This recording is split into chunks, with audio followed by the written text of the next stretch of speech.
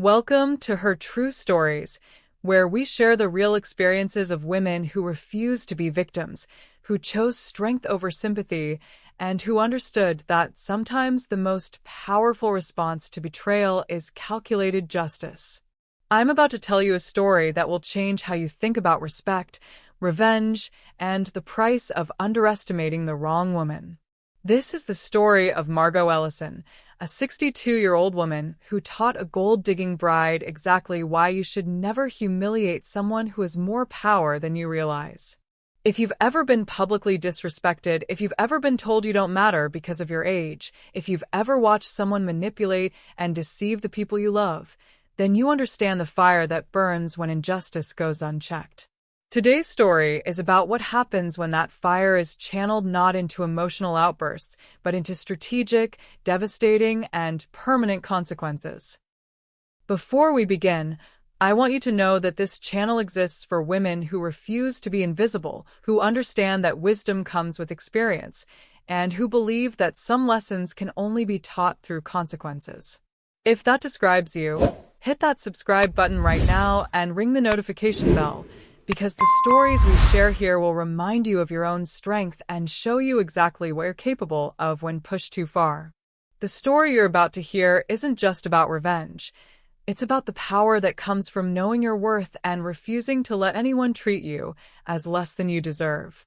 And if you're ready to reclaim that power in your own life, stay until the end, because I'll be sharing resources that can help you transform pain into purpose and betrayal into unshakable strength. Now, let me tell you about the day a 28-year-old bride made the fatal mistake of asking a 62-year-old queen what she was even doing at a wedding she had paid for. My name is Margot Ellison, and I am 62 years old. I tell you this not because age defines me, but because it gives weight to what I'm about to share. At 62, I have learned that respect is not given. It is commanded. And when someone dares to disrespect you publicly, in front of people who matter, you don't just walk away. You make them remember why they should have kept their mouths shut. It was October 15th, a Saturday that should have been beautiful. The autumn leaves painted the venue in shades of amber and gold, the same colors I had specifically requested when I wrote the check for this wedding. Every single detail, from the hand-tied bouquets of white roses and eucalyptus to the crystal chandeliers hanging in the reception tent, bore my signature, my money, my approval.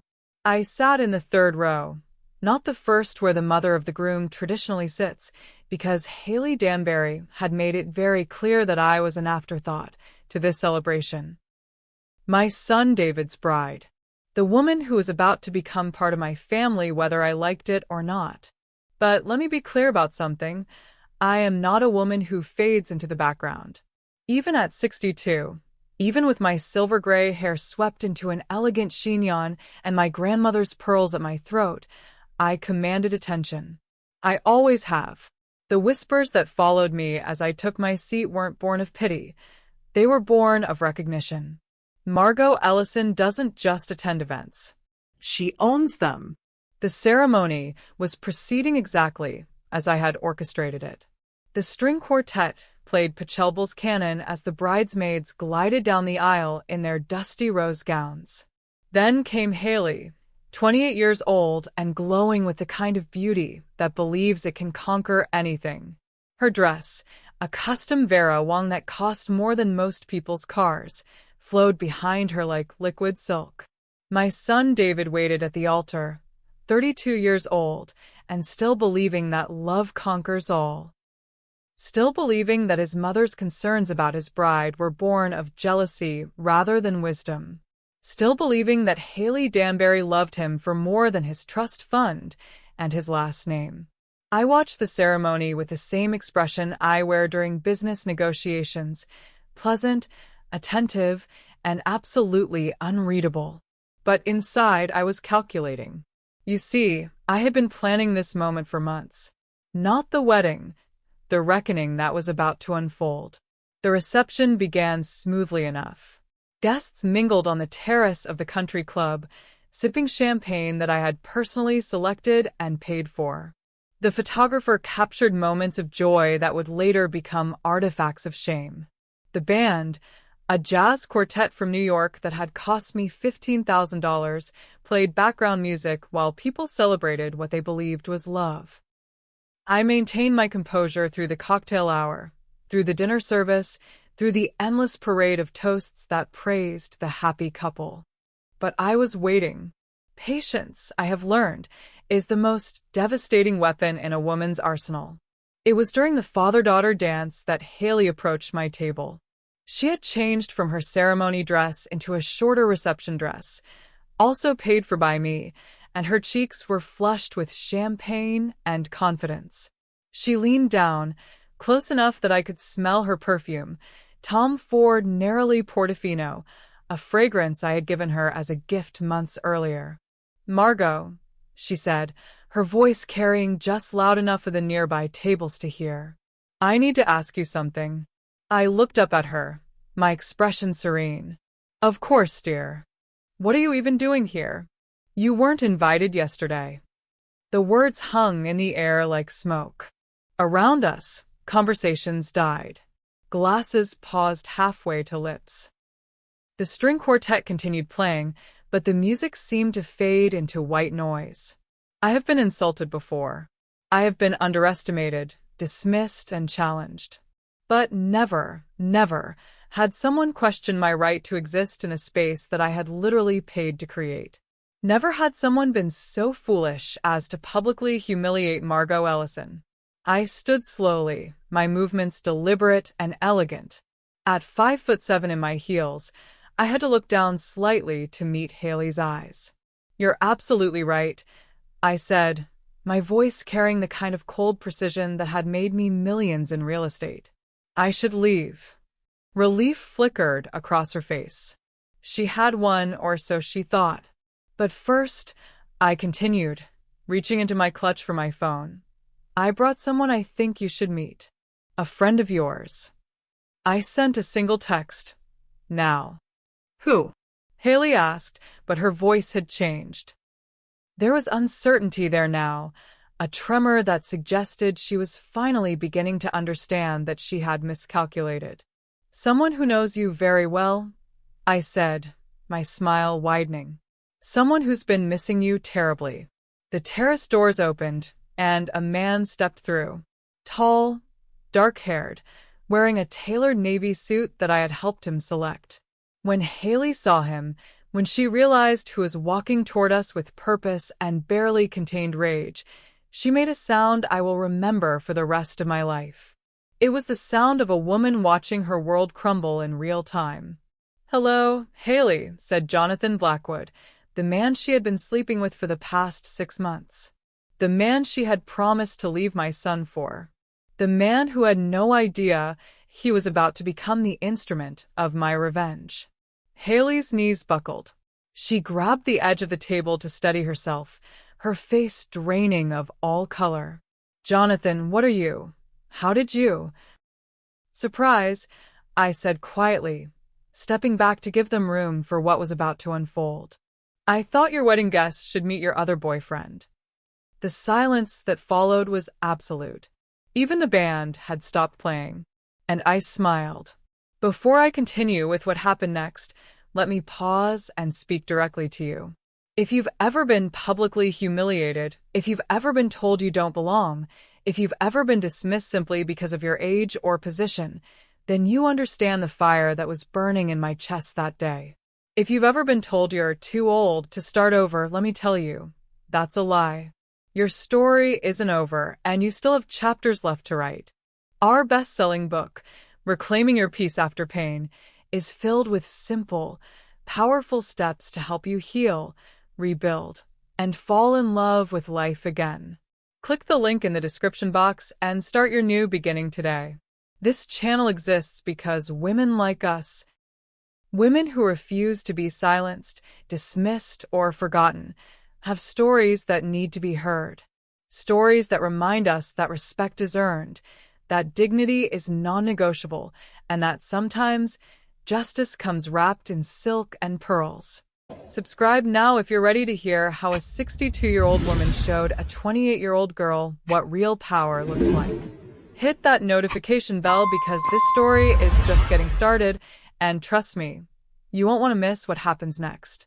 Let me take you back to the beginning, because revenge is never about a single moment. It's about patterns, about accumulated slights, about the slow building of pressure until something finally cracks. I became a widow at 50. My husband Thomas died in a car accident on a rainy Thursday morning, leaving me with a 30-year-old son, a portfolio of properties, and enough grief to drown in if I had chosen to let it. But I didn't choose that. I chose to build. For 12 years, I turned our modest real estate investments into an empire. I bought distressed properties, renovated them with an eye for luxury, and sold them to people who appreciated quality.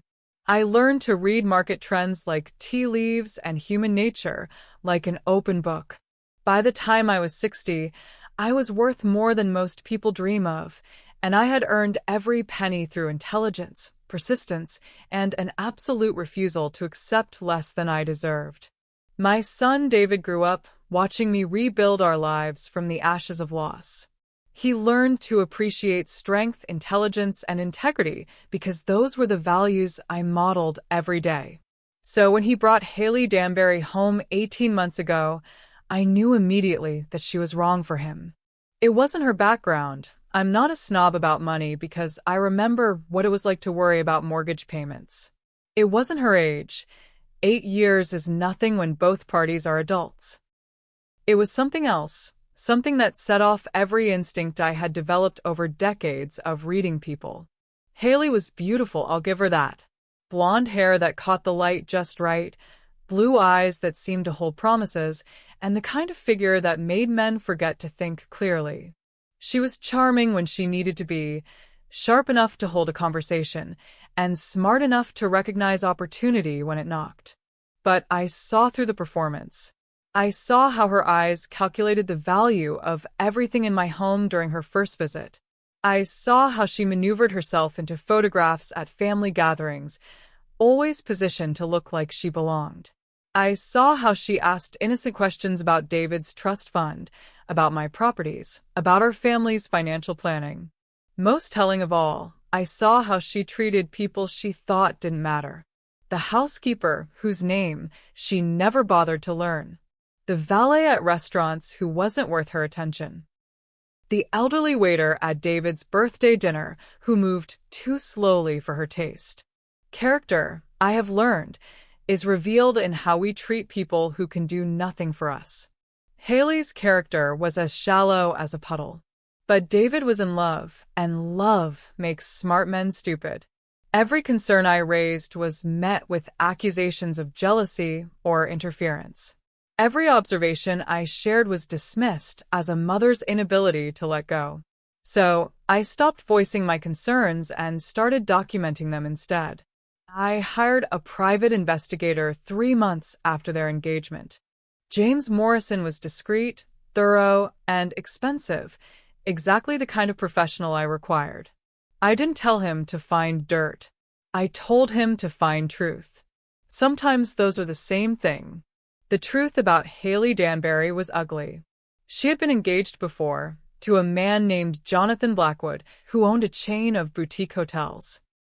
She broke that engagement when she met David, claiming that she needed space to grow and that their relationship had run its course. What she didn't tell Jonathan was that she had already moved in with my son. What she didn't tell David was that she was still sleeping with Jonathan. Morrison's report included photographs, credit card receipts, hotel records, and text messages. Haley was playing a game with 2 men, keeping both on the hook while she decided which offered better long-term prospects. The evidence was thorough, damaging, and absolutely legal to obtain. I read every page of that report twice, then locked it in my safe. I didn't confront Haley. I didn't tell David. I simply waited and planned. Because, you see, catching someone in betrayal is only half the battle. The other half is choosing the moment when that revelation will cause maximum damage. And what moment could be more perfect than her wedding day? The day when she stood in front of everyone who mattered and promised to forsake all others? I spent weeks cultivating Jonathan Blackwood. A casual meeting at a gallery opening that David couldn't attend. A sympathetic conversation about lost love and second chances. A gradual friendship built on the foundation of his wounded pride and my apparent understanding of his pain. I never lied to Jonathan. I never promised him anything beyond friendship. I simply listened, offered comfort, and occasionally mentioned what a shame it was that Haley had chosen security over passion. I planted seeds and let his resentment water them. The day before the wedding, I called Jonathan with news I claimed to have just discovered. Haley was getting married, I told him. She had never been honest with him about David. She had used him while building her future with another man. She's making the biggest mistake of her life, he said, his voice tight with anger. Perhaps someone should tell her that, I replied. And that's how Jonathan Blackwood came to be standing on the terrace at my son's wedding reception, ready to confront the woman who had betrayed him. He thought he was there to win her back or perhaps to stop a mistake. He had no idea he was there to be my weapon. The look on Haley's face when she saw him was worth every penny I had spent on this wedding. It was the look of someone realizing that their carefully constructed lies were about to collapse around them. It was the look of someone who had finally met their match in the game they thought they were winning. "Jonathan," she whispered, glancing around at the guests who were now openly staring. "You can't be here. This is your wedding," he said, his voice carrying across the terrace. "To another man. A man you were living with while you were telling me you loved me." The silence was beautiful. Even the servers had stopped moving. Every eye was fixed on the drama unfolding in real time. And I stood there, elegant and composed in my silk dress and pearls, watching the destruction of the woman who had dared to humiliate me. Let me tell you about Jonathan Blackwood, because understanding him is essential to understanding how perfectly this revenge unfolded. Jonathan was 35, successful, and devastatingly handsome in the way that made women forgive his flaws before they even knew what those flaws were. He owned 7 boutique hotels across the Northeast, each one more charming than the last. He had the kind of old money sophistication that comes from boarding schools and trust funds, but also the work ethic to build something meaningful with his advantages. More importantly, he had been genuinely in love with Haley. When I first approached him, and yes, I orchestrated that chance meeting at the Morrison Gallery, he was still raw from her betrayal. Not just the breakup, but the way she had done it. One day they were planning a spring wedding. The next she was returning his grandmother's ring with a speech about finding herself and needing space to grow. Men like Jonathan don't handle rejection well. They're accustomed to being chosen, to being the prize that women compete for. When Haley left him, she didn't just break his heart, she damaged his ego. And a damaged ego, properly manipulated, becomes a weapon of incredible precision. Our first conversation was at the gallery's wine reception. I was there legitimately, I serve on the board, but I had seen his name on the guest list and knew he would attend. Jonathan appreciated art, particularly contemporary pieces that reminded him of his sophistication. "That's a striking piece," I said, approaching him as he studied a painting by a local artist. It was abstract, all sharp angles and conflicting colors, rather like the situation I was about to create. He turned, and I saw the exact moment he recognized me. "Mrs. Ellison?" "Margot Ellison." "Please call me Margot. And you're Jonathan Blackwood. I've heard wonderful things about your hotels." What I didn't tell him was that I had heard wonderful things because I had researched every aspect of his life. I knew about his business, his family, his hobbies, and most importantly, his relationship with Haley. We talked for 20 minutes about art, business, and the challenges of maintaining quality in a world that increasingly valued speed over craftsmanship. Jonathan was intelligent, articulate, and clearly still wounded. Perfect. I should mention, I said as our conversation was winding down. My son David is getting married next month. Perhaps you know his fiancée, Haley Danbury. The change in his expression was immediate and profound. Pain flickered across his features, followed quickly by something harder. I knew Haley, he said carefully. We were close. I hadn't heard about her engagement. Oh dear, I said, my voice filled with perfectly calibrated concern.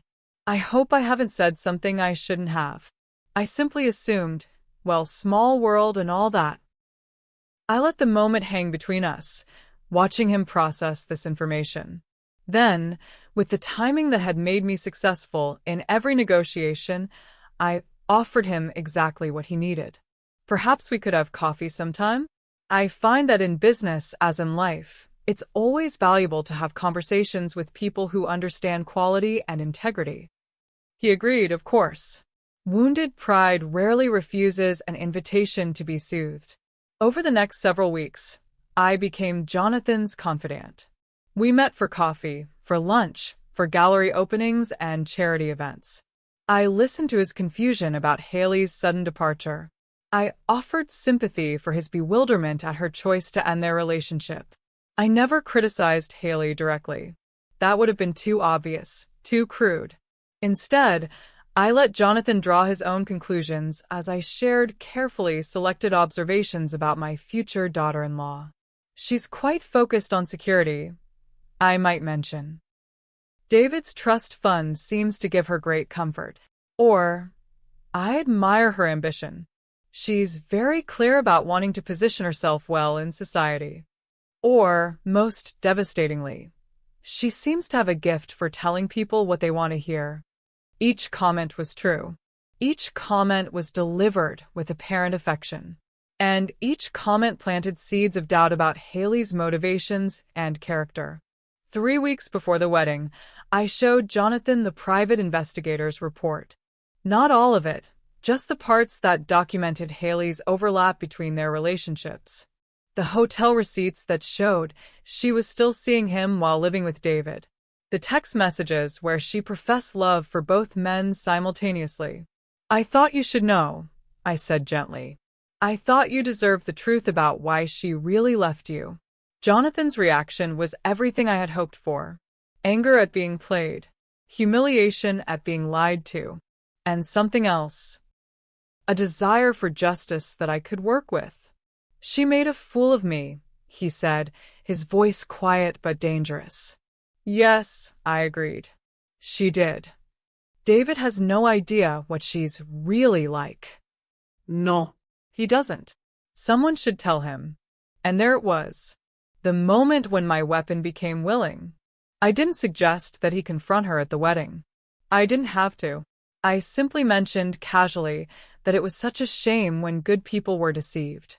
I wondered aloud whether David would want to know the truth if someone cared enough to tell him. Jonathan volunteered to be that someone. The plan we developed together was simple and devastating. He would attend the wedding as my guest. I told him I could arrange an invitation, though I didn't mention that I had paid for the entire event and could invite anyone I pleased. He would wait until the reception was well underway, until Haley was confident and comfortable, until the moment when her public humiliation would be most complete. Then he would present the evidence of her betrayal to everyone who mattered. Jonathan thought he was doing this for justice, for David's sake, to prevent a good man from making a terrible mistake.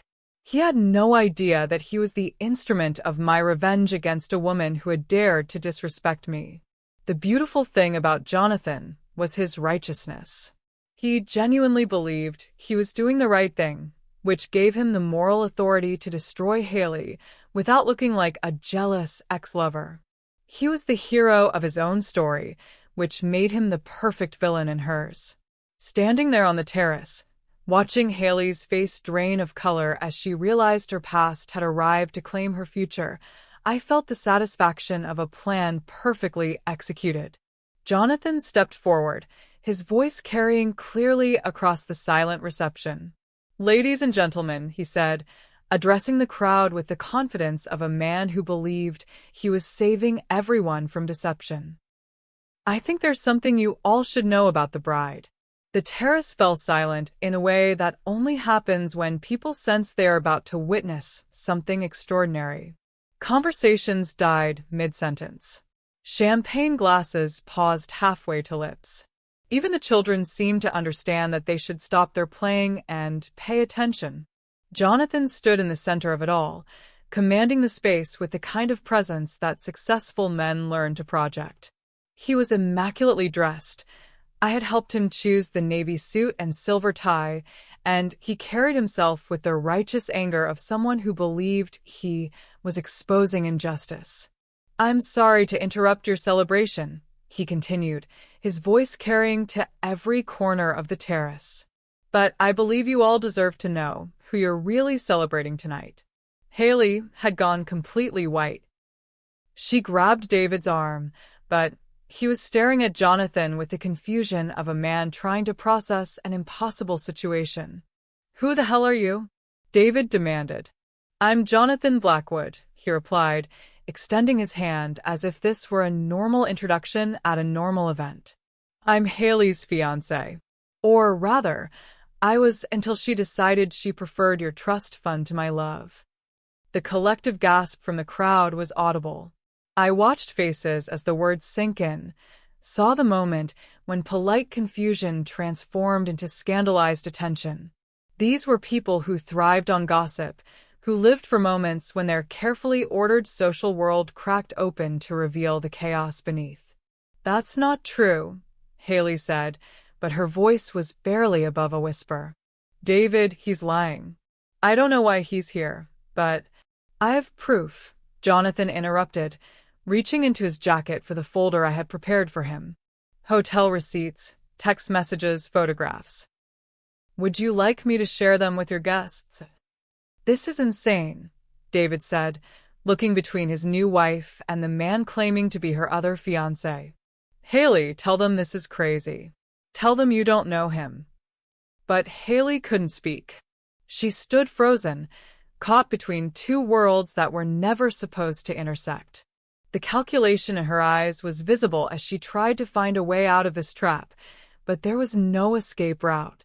Jonathan had testimony, evidence, and most importantly, the moral high ground.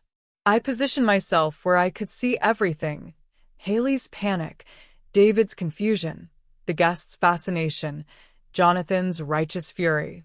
It was better than theater because it was real, because the consequences would follow these people home and into their futures.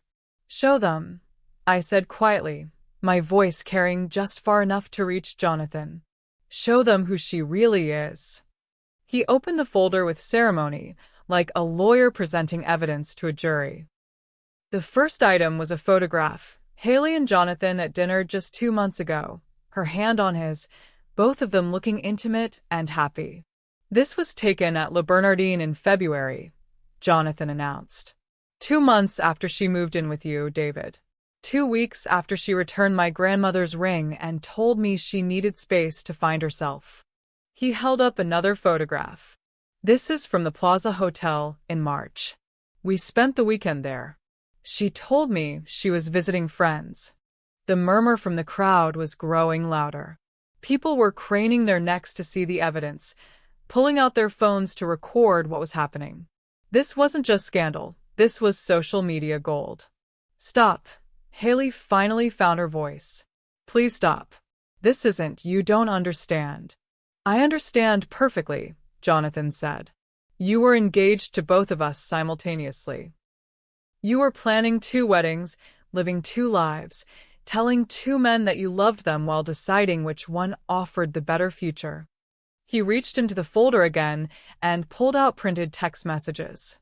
"Should I read these aloud? The ones where you told me you loved me while you were planning this wedding? The ones where you said David was just a phase, that you were coming back to me?" "Don't," David said, but his voice lacked conviction. He was beginning to understand that his perfect wedding day was becoming a nightmare, and there was nothing he could do to stop it. Jonathan ignored him. "My personal favorite is from 3 weeks ago. Quote, 'Jonathan, I miss you so much. David is sweet, but he's not you. I just need to get through this wedding for my family, then we can be together the way we always planned." Unquote. The silence that followed was absolute. Even the servers had stopped moving. Every person on that terrace understood that they were witnessing the complete destruction of a marriage that was less than 6 hours old. Haley made a sound somewhere between a sob and a moan. Her knees buckled, and she would have fallen if David hadn't instinctively reached out to steady her. But even as he caught her, I could see the moment when his love began to transform into something else. "Is it true?" he asked her, his voice hollow. "Were you seeing him while we were engaged?" Haley looked up at him, mascara beginning to streak down her cheeks, and I saw her make the calculation that seals a person's fate. Instead of confessing, instead of apologizing, instead of throwing herself on his mercy, she chose to lie. "It's not what it looks like," she said. "He's obsessed with me. He's been stalking me. Those messages, I was just trying to let him down easy." It was exactly the wrong answer. Jonathan's face hardened with fresh anger, and David stepped away from her as if she had struck him. "Stalking you?" Jonathan's voice was dangerous now. "Is that what you call it when you invited me to your hotel room last month? When you told me you loved me? When you said you were only marrying him for security, but your heart belonged to me?" He turned to address the crowd directly. "Ladies and gentlemen, you're witnessing the wedding of a woman who is engaged to 2 men simultaneously, who has been maintaining intimate relationships with both of us right up until today, and who just accused me of stalking her rather than admit the truth." The crowd was beyond murmuring now. People were talking openly, pointing, recording everything with their phones. The scandal was spreading in real time, viral before it had even fully unfolded. And through it all, I stood perfectly composed in my silk dress and pearls, watching the destruction of the woman who had dared to humiliate me. This was better than anything I could have planned, because Jonathan's righteousness made him credible in a way that my own revenge never could have been. David looked at his bride, his wife of 6 hours, with the expression of a man seeing a stranger. "Is it true?" he asked again. "Any of it?" Haley's composure finally cracked completely. "David, please. Can we talk about this privately? These people don't need to." "These people paid to celebrate our wedding," he said, his voice gaining strength as his anger built. "These people deserve to know if they're celebrating a lie." "Answer him," Jonathan demanded. "Tell him the truth, Haley. Tell him about us." And finally, cornered and desperate, Haley Danbury told the truth. "Yes," she whispered. "Yes, I was seeing you both. But David, I chose you. I married you. That has to mean something." It meant everything. It meant the end of her marriage, the end of her reputation, and the beginning of consequences that would follow her for the rest of her life. The explosion of voices from the crowd was immediate. Guests talked over each other, sharing opinions and judgments and moral outrage. Phones captured every moment, every expression, every word. The story was already becoming legend. And I smiled. "I need to pause here because I want to talk to you about something important. What you just witnessed, the complete exposure of someone who thought she could manipulate her way to happiness, isn't just about revenge. It's about the power of truth and the importance of never allowing anyone to diminish your worth. Haley thought she could disrespect me because I was older, because I was just the mother-in-law, because she believed her youth and beauty made her untouchable. But power isn't about age or appearance. Power is about knowing your worth and refusing to let anyone treat you as less than you are. If you're watching this and you've been made to feel invisible, irrelevant, or too old to matter, I want you to understand something. Your experience is your strength. Your wisdom is your weapon. And your time isn't over. It's just beginning. That's exactly what we talk about in our book, Reclaiming Your Peace After Pain. This isn't just about moving past hurt. It's about transforming that hurt into power, into purpose, into the kind of strength that makes people think twice before they try to diminish you again. The link is in the description below, and I promise you, These strategies will change how you see yourself and how the world sees you. But right now, let's get back to that terrace, because Haley's humiliation was just getting started. Subscribe if you want to see how a woman who thought she was untouchable learned exactly how far she could fall. Hit that notification bell, because the next chapter is going to show you what real consequences look like. The explosion that followed Haley's confession was magnificent in its completeness. I had attended countless social events over the decades, charity galas, business dinners, society weddings, but I had never seen anything quite like the collective gasps, exclamations, and immediate judgment that erupted from 200 wedding guests who had just witnessed a bride admit to betraying her new husband. David stood perfectly still for what felt like an eternity, but was probably only seconds. His face cycled through emotions, confusion, hurt, anger, and finally something cold and final that I recognized from my own mirror on the day I decided Haley needed to be destroyed. 6 hours, he said, his voice carrying despite its quiet tone. We've been married for 6 hours, and you're already lying to me. I'm not lying anymore, Haley said desperately. I told you the truth. I chose you, David. I'm here with you. You're here because you calculated that I was the better investment, David replied, and I felt a surge of pride at hearing my son finally see clearly. You kept him as backup in case I didn't work out. Jonathan stepped forward, still holding the folder of evidence. She never stopped loving me, David. The messages prove it. She was planning to come back to me after she secured her position in your family. That's not true. Haley's voice cracked with desperation. I love David. I married David. Why would I marry him if I didn't love him? The question hung in the air, and I could see people in the crowd exchanging glances. They all knew the answer, even if they were too polite to say it aloud. She married him for his money, his status, his family's position in society. Love had nothing to do with it. Show them the rest, I said to Jonathan, my voice carrying just enough to be heard by those nearest to us. Jonathan looked at me, then back at the crowd. He reached into the folder and pulled out a hotel receipt. The Mandarin Oriental, last month. Presidential suite. 2 nights. She told you she was visiting her sister in Boston, didn't she, David? David's face was stone. Yes. Her sister lives in Portland. She was with me. Jonathan's voice was gaining confidence as he realized the crowd was entirely on his side. We were planning our future. She told me she just needed to get through the wedding to keep her family happy, then she would divorce you, and we could be together. No, Haley whispered, but even she seemed to understand that denial was pointless now. Read the message, someone called out from the crowd. Let's hear what she really said. Jonathan smiled, a cold expression that reminded me why I had chosen him as my weapon. He unfolded a printed text conversation and began to read in the clear, projecting voice of a man who had spent years giving presentations to investors. From Haley, dated 3 weeks ago. I can't wait to be done with this charade. David is so boring, Jonathan. He actually believes I love him. I feel like I'm performing in a play every day.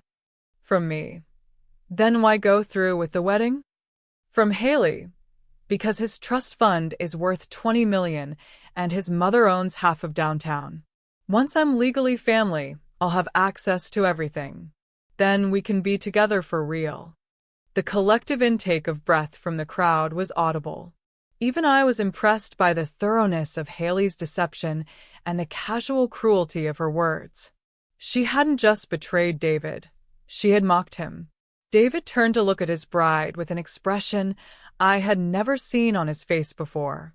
You were performing, he said slowly. Everything. The whole relationship was a performance. David, please. The way you looked at me, the way you said you loved me, the way you talked about our future, all of it was an act. Haley reached for him, but he stepped away from her touch.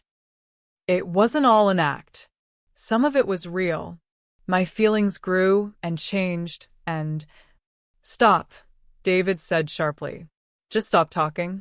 Every word that comes out of your mouth makes this worse." He turned to address the crowd, his voice strong and clear. "I want to apologize to all of you for wasting your time tonight. You came here to celebrate what you thought was love, and instead you've witnessed fraud. The marriage you came to witness was based on lies, manipulation, and greed." The murmur from the crowd was supportive now. These people weren't judging David. They were sympathizing with him. He was the victim here, the good man who had been deceived by a calculating woman. "The wedding is over," David continued. "Please take the gifts you brought. We won't be needing them. The bar will remain open for another hour if you'd like to stay and process what just happened, but I need to leave. I need to think." He started to walk away, then stopped and turned back to Haley. "Don't come home tonight. Don't come home at all. Whatever belongings you have at my place will be packed and sent wherever you want them. We're done."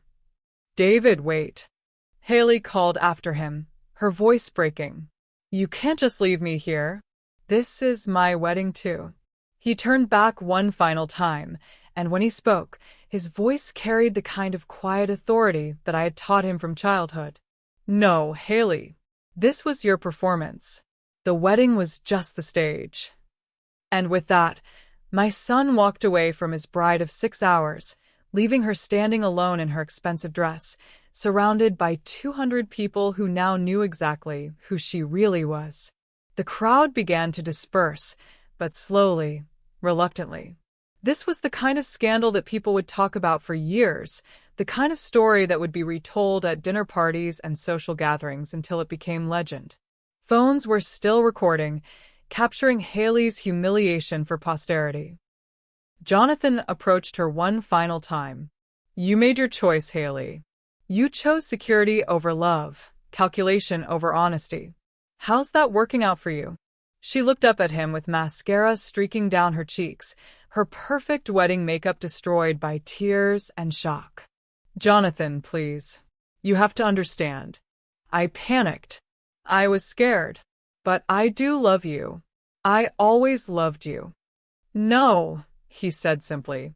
"You loved what we represented. You loved having options. But you never loved either of us enough to be honest." He closed the folder of evidence and tucked it back into his jacket. "Goodbye, Haley. I hope the money was worth it."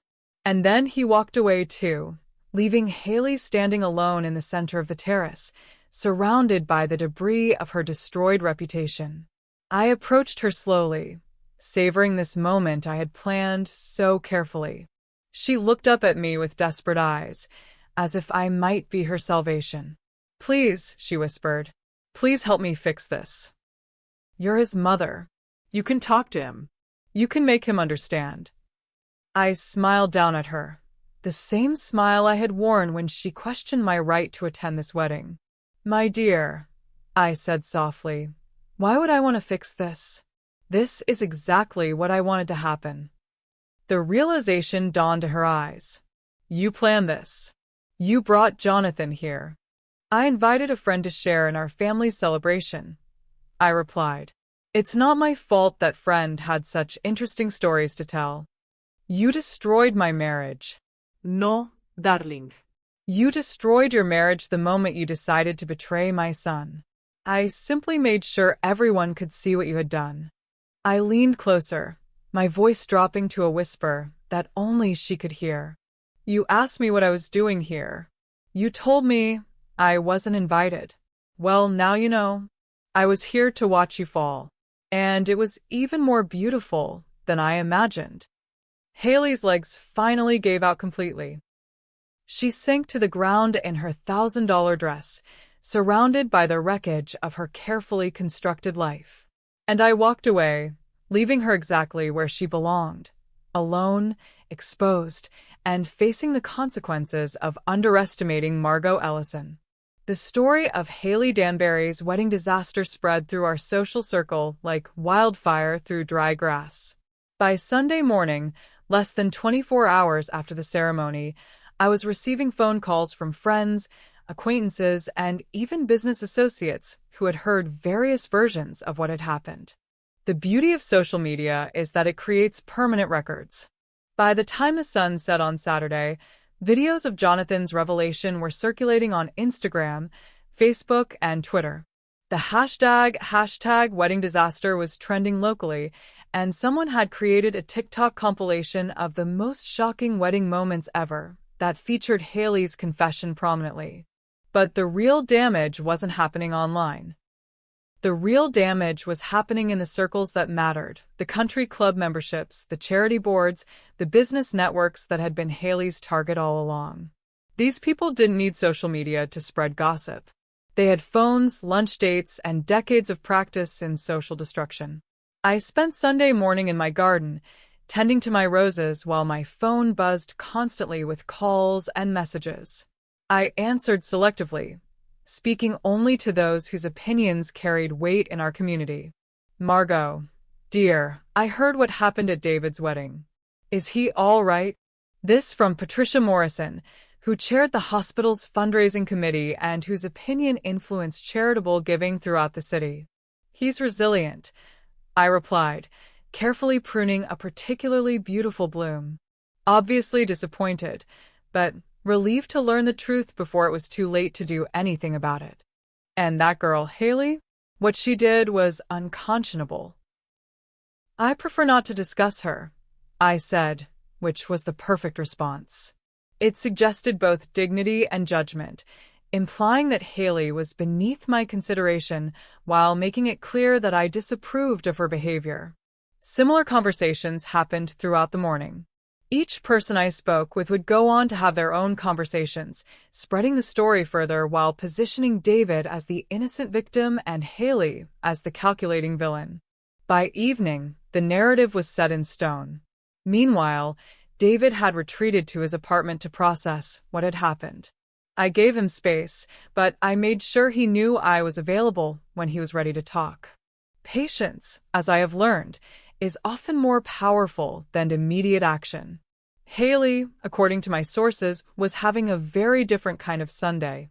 She had spent the night at a hotel, the same one where the wedding guests had been staying, and word was that she had caused quite a scene in the lobby. Hysterical crying, demands to speak to managers, threats of lawsuits that everyone knew she couldn't afford to pursue. By Monday morning, she was calling everyone she could think of who might help her salvage the situation. She called David repeatedly, but he had blocked her number. She called me, but I let those calls go to voicemail. She even called some of the wedding guests, trying to convince them that Jonathan had lied, that the evidence had been fabricated, that she was the victim of an elaborate conspiracy. No one believed her. When you've been caught in one massive lie, your credibility for all future statements becomes questionable. The Tuesday morning newspaper carried a small item in the society column, nothing dramatic, just a mention that the Ellison Danbury wedding had been called off due to unforeseen circumstances. But anyone who read society columns knew that unforeseen circumstances was code for scandal, and the Whisper Network filled in the details. Wednesday brought the first real consequence. Hailey had been working part-time at a boutique gallery in town, one that catered to the same social circle that had witnessed her humiliation. The owner, a woman named Victoria Sterling who valued her reputation above all else, called to terminate Hailey's employment. I can't have someone with her situation representing my gallery, Victoria told me when she called to ensure I understood that she hadn't been complicit in Hailey's deception. It would send the wrong message to my clients. Thursday brought news that Hailey's gym membership had been revoked. Apparently, she had caused a scene when other members whispered about her, and the management decided she was disruptive to the environment they were trying to maintain. Friday brought the coup de grace. Hailey's parents, who had been so proud to see their daughter marry into a prominent family, issued a statement through their lawyer disowning her behavior and expressing their deep regret for any embarrassment caused to the Ellison family. It was a calculated move designed to distance themselves from the scandal, but it had the effect of isolating Hailey completely. By the following Monday, Exactly 1 week after the wedding that never was, Haley Danbury had lost her husband, her job, her social standing, her family support, and any hope of rehabilitation in the community where she had planned to build her life. But I wasn't finished with her yet. You see, destroying someone's present is satisfying, but ensuring that their future remains destroyed requires more thorough planning.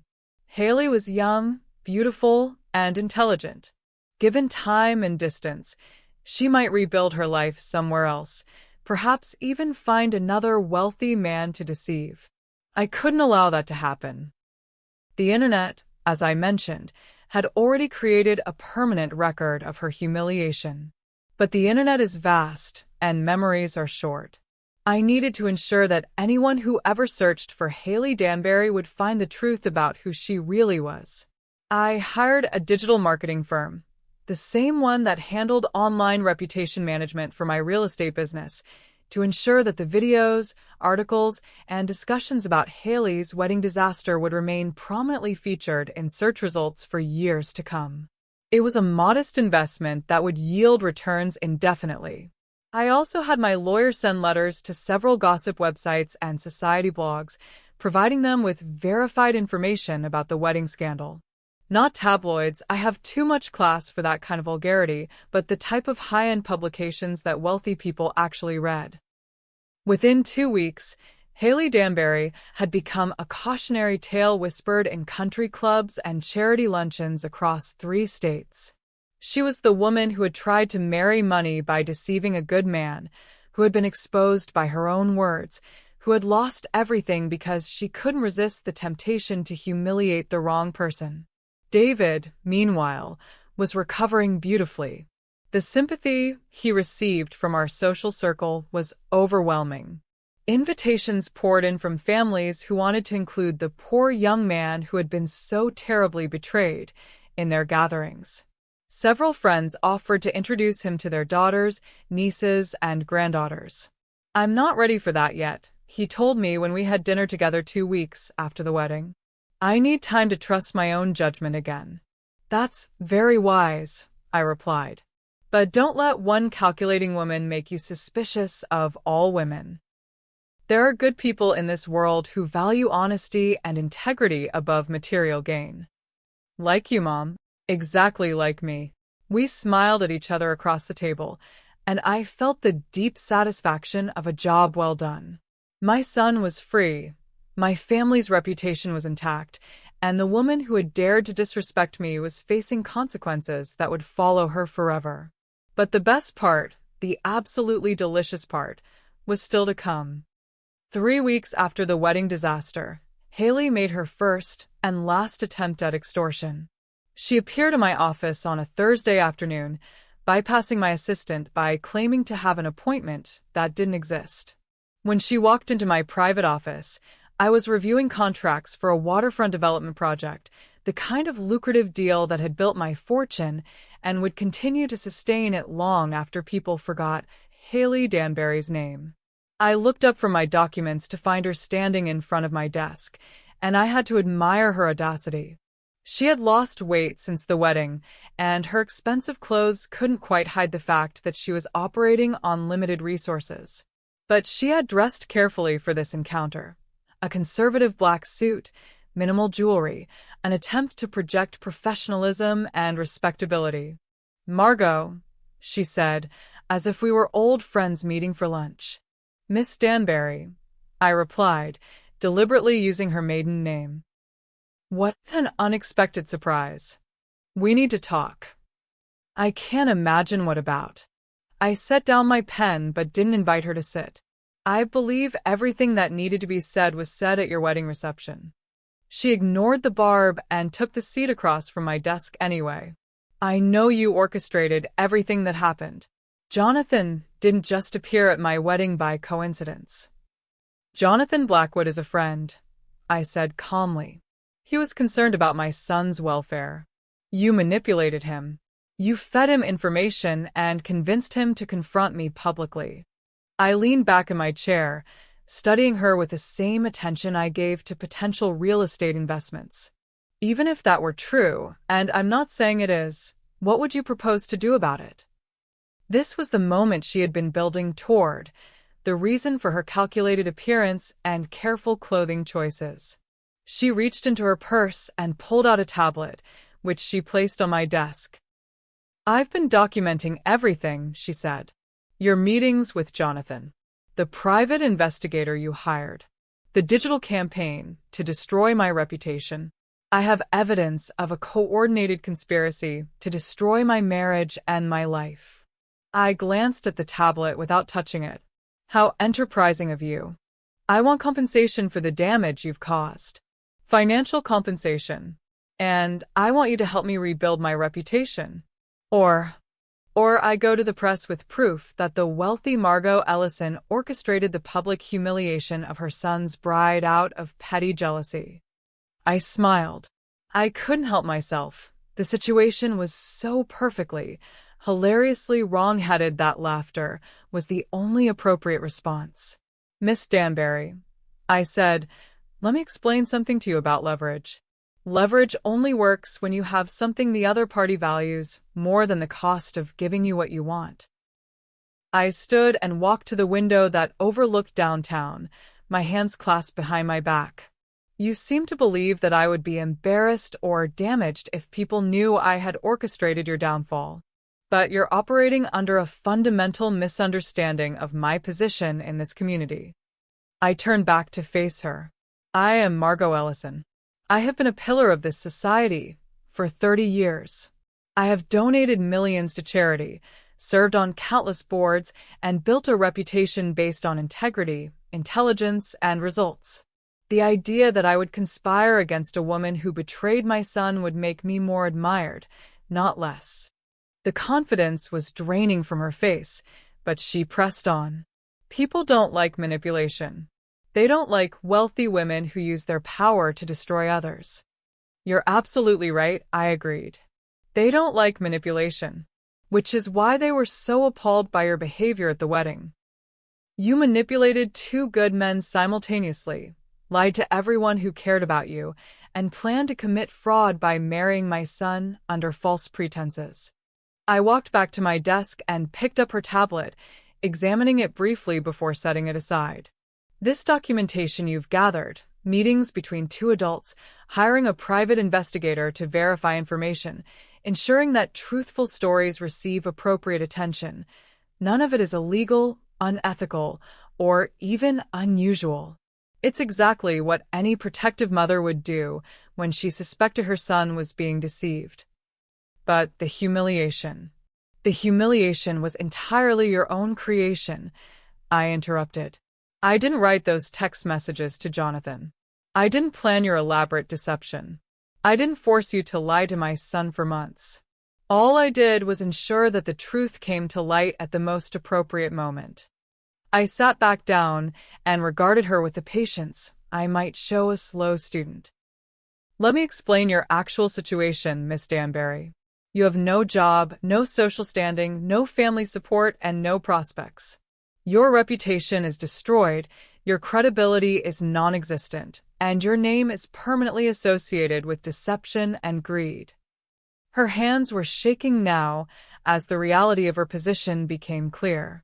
If you somehow managed to convince a tabloid to publish your accusations against me, and that's a significant, if given your proven history of dishonesty, the result would be a legal battle you cannot afford against an opponent with unlimited resources and unimpeachable reputation. I leaned forward slightly. More importantly, it would mean reopening the story of your betrayal, ensuring that it receives fresh attention and new audiences. Is that really the outcome you want? She stared at me in silence, finally understanding that she had brought a pocket knife to a nuclear war. Here's what's actually going to happen, I continued. You're going to leave my office, and you're never going to contact me, my son, or anyone in our family again. You're going to take whatever money you have saved and relocate to a different city, preferably a different state, where you can attempt to rebuild your life under reduced circumstances. I stood again, signaling that our meeting was over. And if you're very fortunate, if you conduct yourself with humility and honesty for the next several years, you might eventually find someone willing to overlook your past mistakes and give you a second chance. She grabbed the tablet from my desk, her movements sharp with desperation and anger. You think you've won, but you haven't. I'll find a way to make you pay for this. Miss Danbury, I said, walking to the door and opening it for her. I have already won. Your presence here, begging for mercy and threatening revenge you can't deliver, is simply the victory lap. She walked past me into the hallway, then turned back one final time. You're a monster. No, Iraplia. I'm a mother who protected her son from a predator. The fact that you can't see the difference tells me everything I need to know about your character. I closed the door on her face and returned to my desk, where the contracts for my waterfront development were waiting. Within 5 minutes, I was back to work, building my empire while Haley Danbury faced the reality of her destroyed life. She left town 2 days later. I know this because I had asked my assistant to keep me informed of her movements until she was no longer a concern.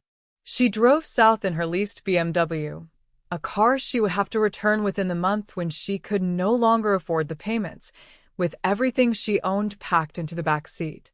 I never saw her again, but her story wasn't over yet. 6 months after Haley fled our city with her tail between her legs, I received an unexpected phone call from Jonathan Blackwood. Margot, he said, his voice carrying a mixture of amusement and disbelief. You need to hear this. I was in my home office, reviewing quarterly reports from my property management company, but Jonathan's tone suggested this was worth my attention. What is it? Haley contacted me yesterday. She's in Atlanta now, apparently working as a hostess at some chain restaurant. She wanted to meet me, claimed she had something important to tell me. How fascinating. And did you meet with her? I did. Curiosity got the better of me. He paused. She's different. Thinner, obviously struggling financially, but there's something else.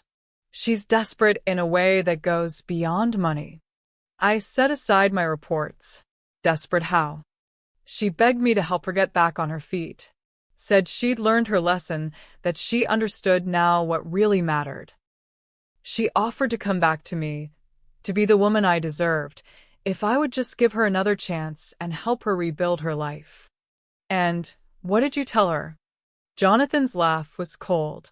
I told her that ship had sailed, that I wouldn't take her back if she was the last woman on earth, that she had shown me who she really was, and I believed her. Good for you. But here's the interesting part. She's not just broke, Margot. She's in debt. Apparently, she's been trying to maintain her lifestyle on credit cards and personal loans, thinking she could find another wealthy man to rescue her. It hasn't worked out well. This news filled me with a satisfaction that was almost physical in its intensity. How unfortunate for her. There's more. She asked me to loan her money, a significant amount. When I refused, she threatened to go to the press with some story about how we conspired to destroy her reputation. Sound familiar? Very familiar. What did you tell her? I told her the same thing you probably did, that she was welcome to try, but that the only person who would be damaged by reopening that story would be herself. Then I suggested she find a therapist and maybe a financial advisor. Wise counsel. She didn't take it well. Started screaming at me in the restaurant, calling me names, making a scene. Security had to escort her out. After Jonathan and I ended our call, I spent the rest of the evening reflecting on the trajectory of Haley's life since her wedding day. The pattern was predictable: denial, then anger, then bargaining, then desperation. But what she couldn't seem to grasp was that there was no path back to the life she had lost. Over the following months, I received occasional updates on her situation through the network of connections that exist between people of means. Haley had tried to infiltrate Atlanta's social scene, but the story of her wedding disaster had followed her. Someone at a charity luncheon recognized her name and shared the details with their friends. Within weeks, she was persona non grata among the very people she needed to meet. She had attempted online dating, specifically targeting older, wealthy men who might be willing to overlook her past in exchange for her youth and beauty. But the internet is forever, and her name was permanently associated with betrayal and gold digging. Even men desperate enough to ignore her reputation were put off by her obvious desperation. The restaurant job lasted 3 months before she was fired for arguing with customers and calling in sick too frequently. She found work at a clothing store in a shopping mall, then lost that job for similar reasons. Her pattern was becoming clear. She couldn't accept her reduced circumstances, couldn't adapt to honest work, and couldn't stop believing that she deserved better than what her own choices had earned her. A year after the wedding, I learned that she was working as a bartender at a hotel near the airport, the kind of place that catered to business travelers who were more interested in alcohol than conversation. It was honest work, but it was also a far cry from the life she had envisioned for herself as David's wife. But the most delicious piece of information came from an unexpected source: her own family.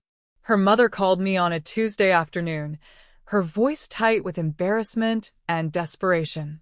"Mrs. Ellison, this is Margaret Danbury, Haley's mother. I know this is presumptuous of me to call, but I need to ask for your help."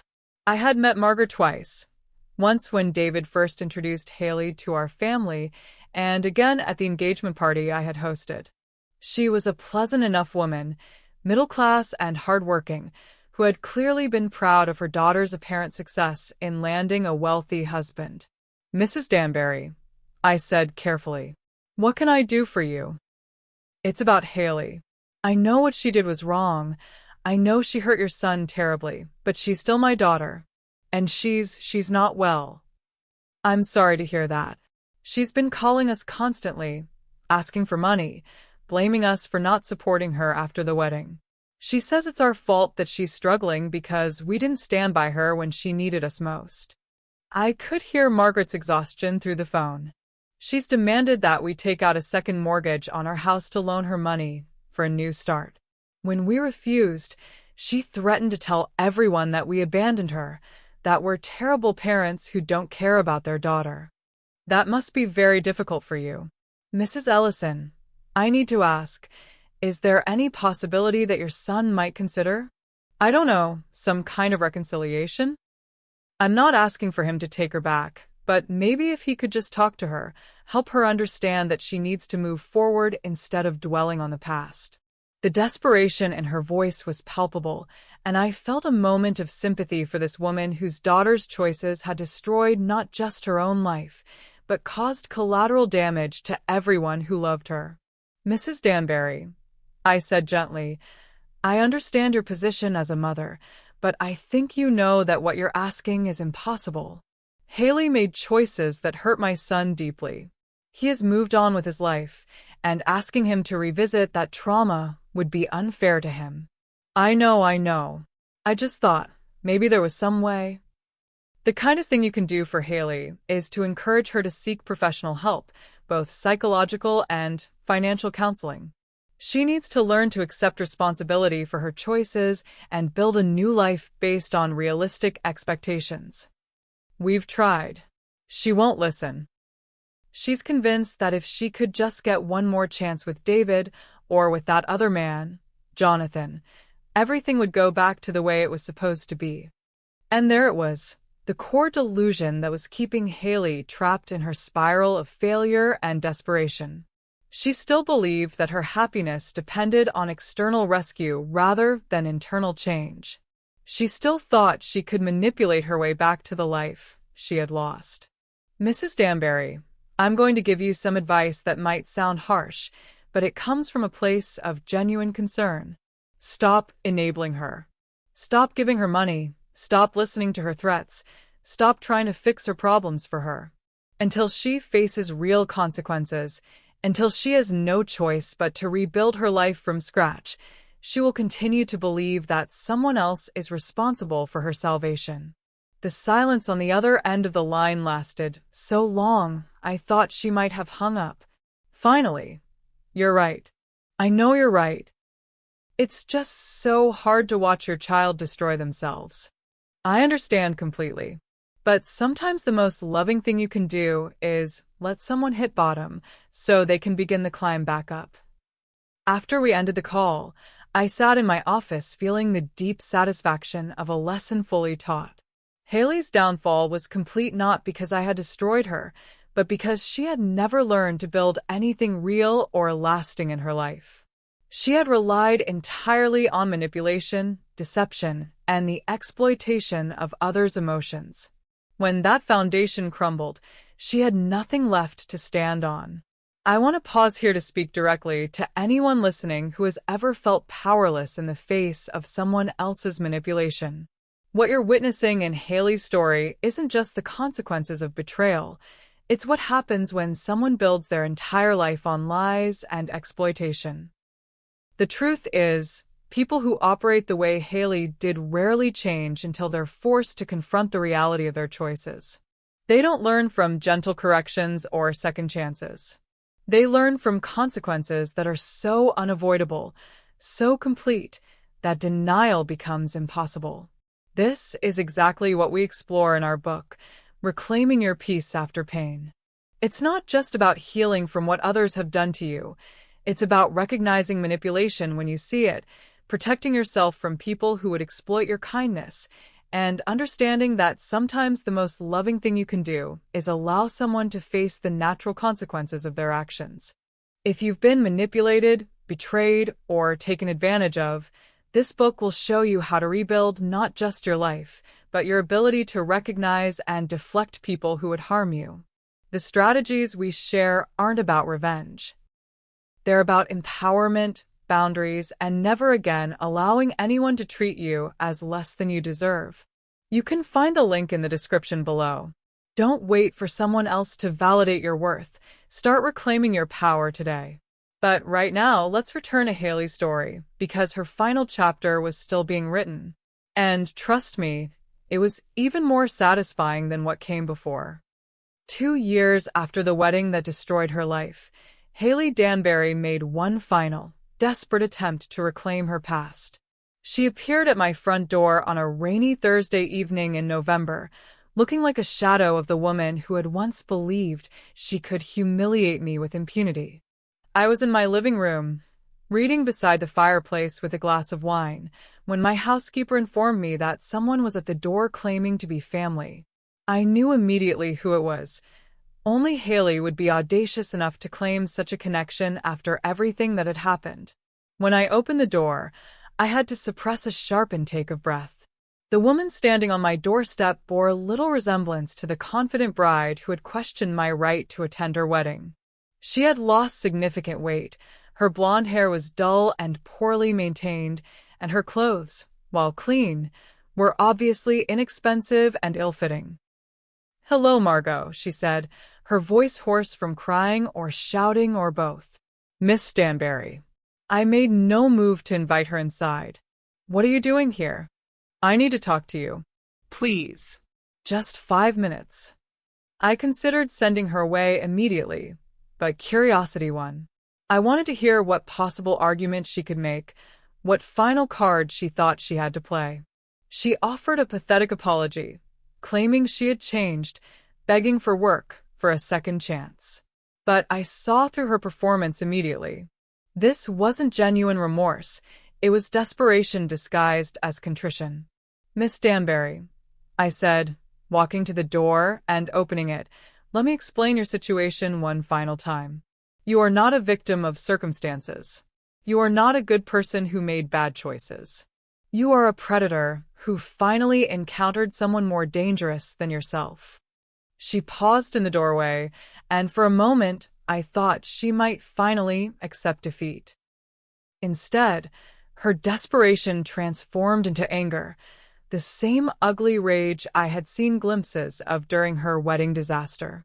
"You think you're so perfect," she snarled, her mask finally slipping completely. "You think you're better than everyone else because you have money. But you're just a bitter old woman who couldn't stand to see her son happy." "There it is," I said calmly. "The real Haley Danbury. Not the apologetic victim, not the reformed woman seeking redemption, but the entitled, vicious creature who believes the world owes her something. She turned and walked away into the rain, her shoulders hunched with defeat. I watched until she disappeared into the darkness, then closed the door and returned to my fireplace, my wine, and my book. I never saw Haley Danbury again. Today marks 3 years since the wedding that never was, and I find myself in my garden again, tending to my roses as the morning sun filters through the oak trees that have stood on this property longer than I have been alive. David is getting married again in 2 months to Sarah, a woman who is everything Haley pretended to be. Real where Haley had been false, genuine where Haley had been calculating, secure in herself where Haley had been desperately grasping for status and wealth. This morning, I received a call from Jonathan Blackwood with news that Haley is remarrying to a truck driver in South Carolina, having created an entirely fictional past for herself as a tragic widow. Still lying even now. As I reflect on everything that happened, I feel nothing but satisfaction at the choices I made. Some people might call what I did cruel or excessive, but those people have never had to watch someone they love being systematically deceived and manipulated. The roses in my garden will bloom for another month before the first frost claims them, but their roots run deep, and they will return next spring stronger and more beautiful than ever. Like my family, like my legacy, like the lessons I have taught about the cost of crossing Margot Ellison. I am 65 now, and I have learned that revenge is not about anger, it's about balance. It's about ensuring that actions have consequences, that respect is maintained, that the natural order of things is preserved. I am Margot Ellison. I am a mother, a businesswoman, a survivor, and a force of nature. And I am exactly where I belong, secure in the knowledge that respect, once properly earned, lasts forever. Some stories end with forgiveness. Some end with redemption. This story ends with justice served and a lesson learned. If you come for the queen, you'd better not miss. Because I never do.